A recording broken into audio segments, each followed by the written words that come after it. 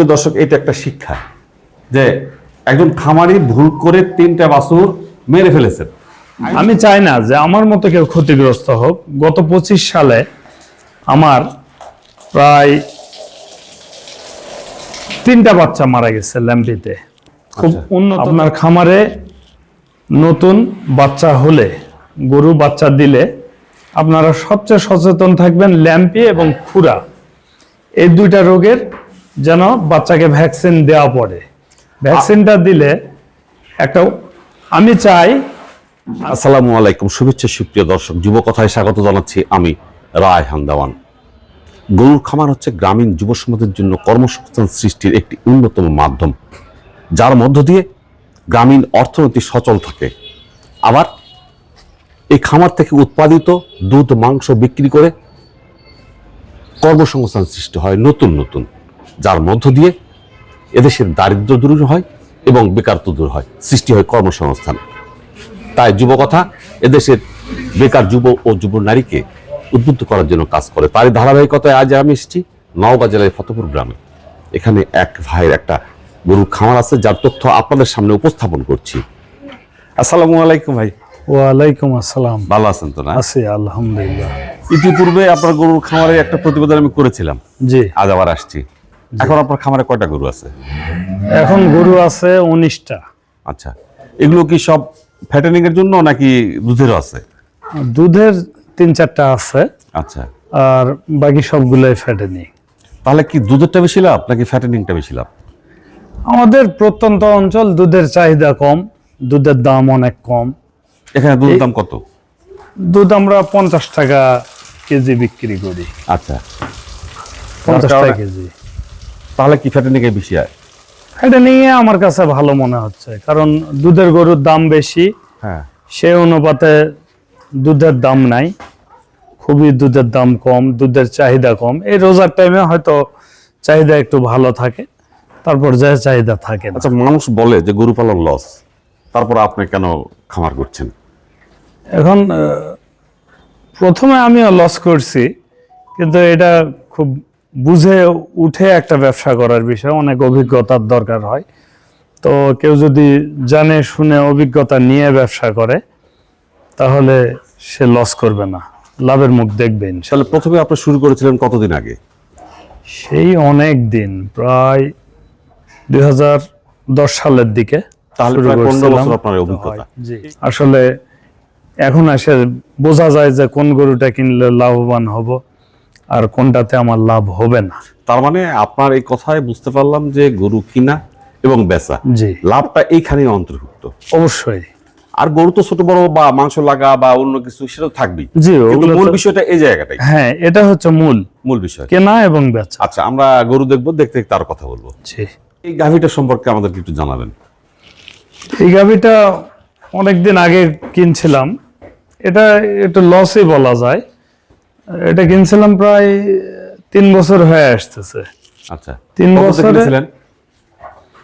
এটা কিনছিলাম 1,70,000 দিয়ে। আচ্ছা, কেন কিনেছিলেন?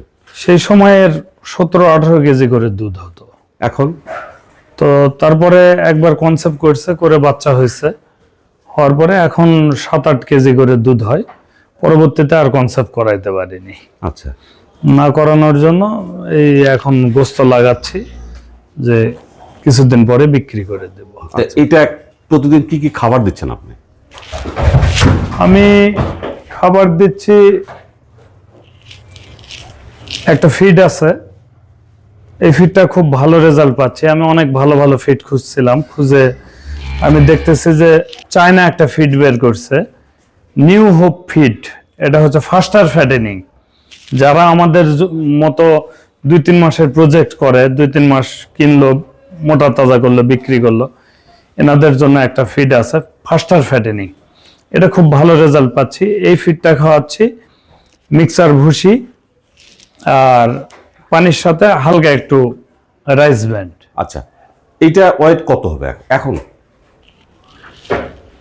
এখন 5.5 মণ 6 মণ মতো মাংস। তাহলে প্রতিদিন কত কেজি দানাদার দিচ্ছেন আপনি? এটা ওই ফিডটা দিতে হয় হচ্ছে পার 75 কেজির জন্য হাফ কেজি করে দিনে 3 বার, অর্থাৎ 1.5 কেজি। আচ্ছা হ্যাঁ, তো পুরোপুরি তো অত বেশি দেওয়া যায় না, হিসাব করলে অনেক বেশি চলে আসে। আচ্ছা তো অত বেশি দেওয়া যায় না, আর একটু কম করে দিচ্ছে। তারপরেও মনে করেন যে দিনে 2 বার খাবার দিই, সকালে হয়তো 1.5 কেজি ফিড, রাতে 1.5 কেজি ফিড, তার সাথে মিক্সার ভুসি। আর আরেকটা জিনিস দিই, সেটা হচ্ছে ইদানিং খ্যারের প্রবলেম খুব বেশি।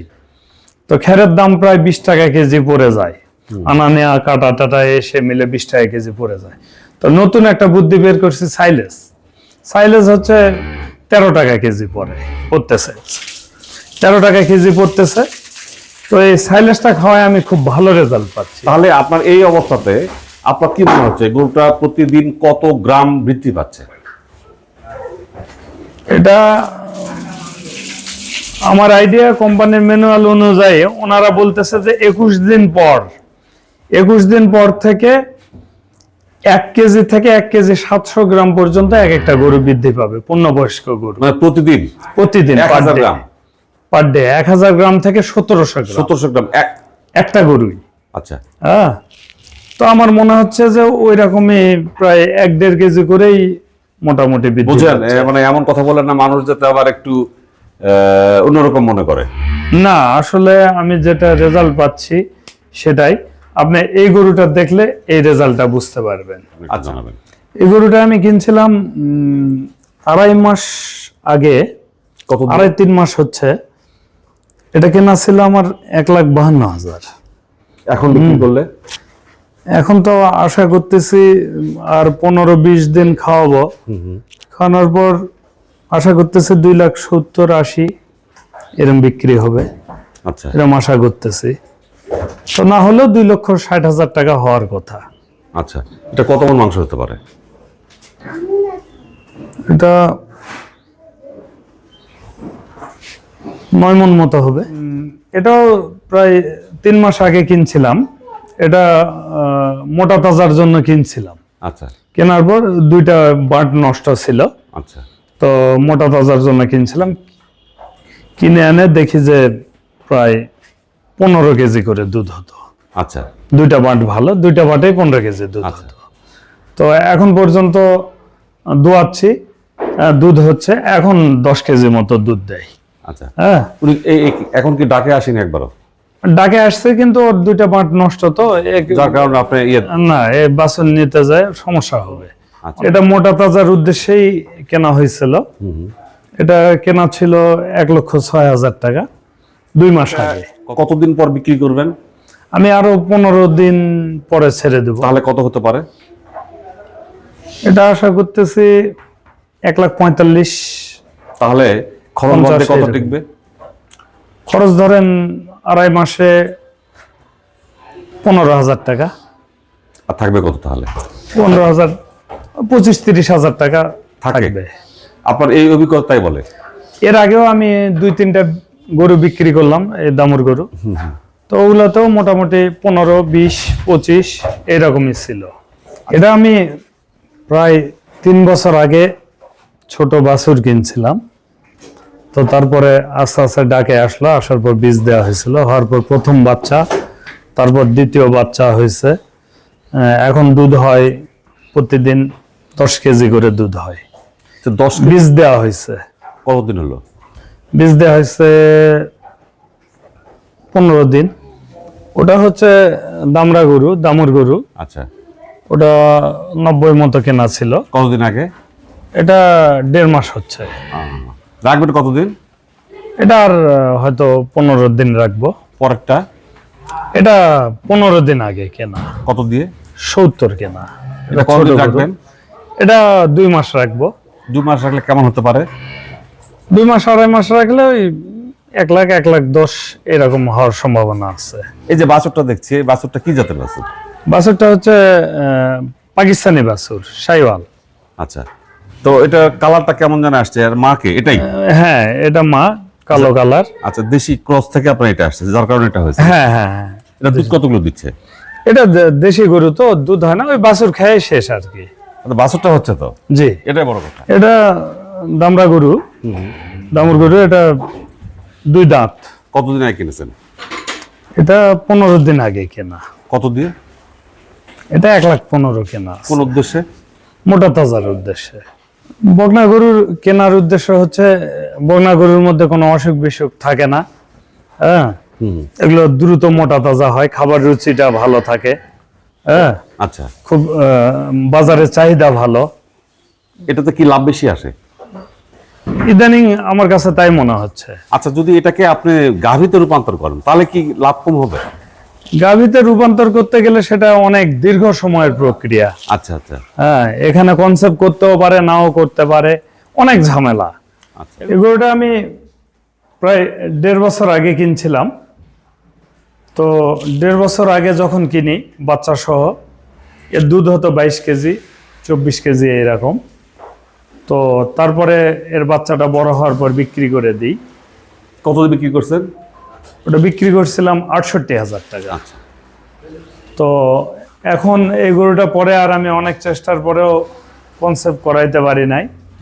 তো এখন ফ্যাটেনিং করতেছে, মোটা তাজা করতেছে। আর এটা হালকা ফ্লেগবি পার্সেন্টেন্সের একটা দামুর গরু। আচ্ছা, বকনা বকনা গরু। এটা ওই মোটা তাজার উদ্দেশ্যেই কেনা। কত দিয়ে? এটা কিনছিলাম 1,13,000 টাকা। আর ওর পিছনে 1 যেটা মাস আছে আগে ওর পিছনেরটা কিনছিলাম 1 লক্ষ টাকা। আজকে যদি বিক্রি করেন তাহলে এই 1,13,000 কত হতে পারে? এটা না হলো 1,30,000-35,000 টাকা হবে। খরচ বাদে কত থাকবে তাহলে এখন? এখন ধরেন 1 মাসের খরচ ওই 7,000 টাকা বাদ দেন, দিয়ে যেটা থাকবে ওটাই। তাহলে তো আপনার এটাতে আমার অনেক লস আসবে। এই গরুটা আমি প্রায় 1.5 বছর মতো হচ্ছে বাচ্চা সহ কিনছিলাম 2,70,000 টাকা। অনেক দাম নিয়েছিল। তো সেই টাইমে গরুটা 25 কেজি করে দুধ হতো। আচ্ছা। তো দুঃখের বিষয় বাচ্চাটা ল্যাম্পিতে মারা যায়। খুব উন্নত জাতের একটা বাচ্চা ছিল। ল্যাম্পিতে মারা যাওয়ার পরে তখন গরুটা কনসেপ্ট করানোর চেষ্টা করি, তো কনসেপ্ট করে না। তারপরে মোটা তাজা করছি। তো আপনার ভিডিওর মাধ্যমে আমি সব খামারি ভাইদের একটা কথাই বলতে চাই যে আপনার খামারে নতুন বাচ্চা হলে, গরু বাচ্চা দিলে আপনারা সবচেয়ে সচেতন থাকবেন ল্যাম্পি এবং খুরা, এই 2টা রোগের যেন বাচ্চাকে ভ্যাকসিন দেওয়া পড়ে। ভ্যাকসিনটা দিলে একটা, আমি চাই না যে আমার মতো কেউ ক্ষতিগ্রস্ত হোক। গত 25 সালে আমার প্রায় 3টা বাচ্চা মারা গেছে ল্যাম্পিতে। খুব উন্নত জাতের 3টা বাচ্চা মারা গেছে শুধু অসাবধানতার কারণে। তা আপনার মতো একজন অভিজ্ঞ খামারি এই ভুলটা করে বসলেন কেন? আসলে মানে আমার আপনি গুরুত্ব দেন না এইভাবে। আমার খামারে এর আগে বাচ্চা খুব কম হয়েছে এবং এইরকম অ্যাক্সিডেন্ট এর আগে হয়নি। না হওয়ার জন্য আমার অভিজ্ঞতা ছিল না, আমি আর গুরুত্ব দিইনি। না দেওয়ার জন্য আমার 3টা দামি দামি বাচ্চা মারা যায়। তো সুপ্রিয় দর্শক, এটা একটা শিক্ষা যে একজন খামারি ভুল করে 3টা বাছুর মেরে ফেলেছেন। আমি বলবো মেরে ফেলেছেন, যদি যদি ভ্যাকসিনটা দেওয়া থাকে তাহলে অবশ্যই মারা যেত না হয়তোবা। তো তো এটা এখন 5 মাসের প্রেগনেন্ট, আল্লাহ ভরসা। আশা করতেছে ভালো একটা বাচ্চা দেবে এবং ভালো দুধ হবে। এখন কি অবস্থায় আছে? 5 মাসে কি দুধ নিচ্ছেন নাকি না, দুধ ড্রাই পিরিয়ডে চলে গেছে? দুধ আরো 2 মাস আগে বন্ধ হয়ে গেছে। এর দুধটা একটু তাড়াতাড়ি বন্ধ কি হয়। জাতের বীজ দেওয়া আছে? এটা ওই এডিএল এর হলস্টেইন ফ্রিজিয়ান বীজ কত দেওয়া আছে। পার্সেন্ট দেওয়া আছে? এটা 100% দিছে। আপনি 100% কেন দিলেন? এটা আমার একটু ভুল হয়েছে যে 100% এর বাচ্চাগুলোর রিস্ক বেশি থাকে। তো পরে আমি শুনতে পাচ্ছি যে যেটা 87% বীজ আছে, 87.5, ওই বীজটা নাকি রিস্ক কম থাকে। ঝুঁকি কম। এটা আমার তেমন জানা ছিল না।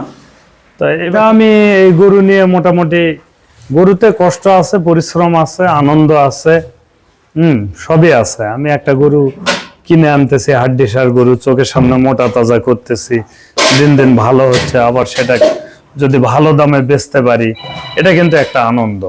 এরা যারা আছেন বেকার ভাই বোনেরা, তারা যদি মনে করেন যে আমি এই সেক্টরে শ্রম দেব, পরিশ্রম করব, এবং আমি কখনোই ইনশাল্লাহ হারবো না, যদি এরকম কোনো ভাই অথবা বোনেরা মনে করেন, তাহলে আসলে ইনশাল্লাহ শ্রম দিলে ভালো করবে।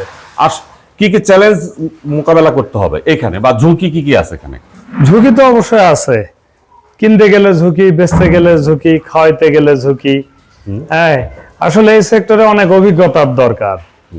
আসলে যারা অভিজ্ঞতা অর্জন করতে পারবে, ভালোভাবে শিখবে, যুব উন্নয়ন প্রশিক্ষণ কেন্দ্র কিংবা আরো যেগুলো প্রশিক্ষণ কেন্দ্র আছে ওগুলোতে যারা হয়তো প্রশিক্ষণ নেবে, কিংবা আরো আমার মতো যারা খামারি আছে তাদের কাছে পরামর্শ নেবে, এরকম পরামর্শ করে করে সে যদি অভিজ্ঞতা অর্জন করতে পারে আর পরিশ্রম যদি করতে পারে, অবশ্যই সে ভালো করতে পারবে। সুপ্রিয় দর্শক, আপনারা শুনলেন একজন অভিজ্ঞ সম্মানিত খামারি ভাইয়ের মুখ থেকে যে অভিজ্ঞতা ছাড়া কিন্তু গরুর খামার করা যাবে না। হয় অভিজ্ঞ মানুষের পরামর্শ নিন, না হয় নিজে প্রশিক্ষণ দিয়ে আসুন। সেই প্রশিক্ষণটা কিন্তু যুব উন্নয়ন হতে পারে বা অন্য যে কোনো ডিপার্টমেন্ট থেকে হতে পারে, বিভিন্ন নন গভর্নমেন্ট অর্গানাইজেশনও দিয়ে থাকে। তো যদি যুব উন্নয়নের প্রশিক্ষণ নিতে চান, সেক্ষেত্রে বাংলাদেশের প্রত্যেকটা জেলায় যুব প্রশিক্ষণ কেন্দ্র আছে। এই যুব প্রশিক্ষণ কেন্দ্রে 18 থেকে 35 বছরের সকল যুব এবং যুব নারীদের বিভিন্ন বিষয়ে দক্ষতা বৃদ্ধিমূলক প্রশিক্ষণ দেওয়া হয়ে থাকে। আর শিক্ষাগত যোগ্যতা লাগে মাত্র 8ম শ্রেণী। আসুন না, প্রশিক্ষণটা দিন। বেকার আছেন, হতাশা ভাগবে, বেকারত্ব ঘুষবে, আত্মকর্মী হবেন, উদ্যোক্তা হবেন, আর এ সমাজে উন্নয়নে সক্রিয় ভূমিকা রাখবেন। তো ভাই, আপনার সঙ্গে অনেক কথা হলো, যুব কথাকে সময় দিলেন, কৃতজ্ঞতা প্রকাশ করছি। ভালো থাকবেন। আল্লাহ হাফিজ। আসসালামু আলাইকুম।